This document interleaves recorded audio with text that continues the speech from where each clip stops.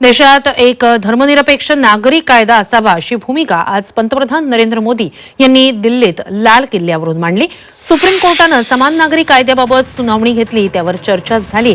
आतापर्यंत आपण communal civil कोडमध्ये 75 वर्ष घालवली आहे। आता देशात धर्मनिरपेक्ष नागरिक कायदा असावा, यामुळे देशातील धार्मिक भेदभावापासून नागरिकांना मुक्ती मिळेल, असं पंतप्रधान मोदींनी ठणकावून सांगितलं। तर धार्मिक आधारावर देश तोडणाऱ्या कायद्यांनाही स्थान नाहीये, यावर देशात व्यापक चर्चा व्हावी असं आवाहन पंतप्रधानांनी केलं।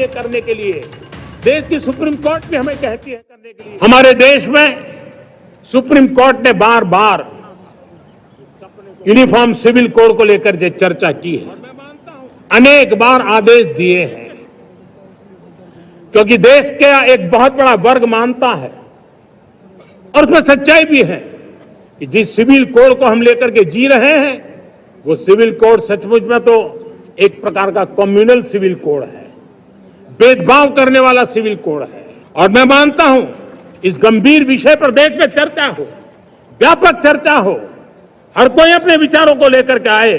जो कानून धर्म के आधार पर देश को बांटते हैं, जो ऊंच नीच का कारण बन जाते हैं, ऐसे कानूनों को आधुनिक समाज में कोई स्थान नहीं हो सकता है।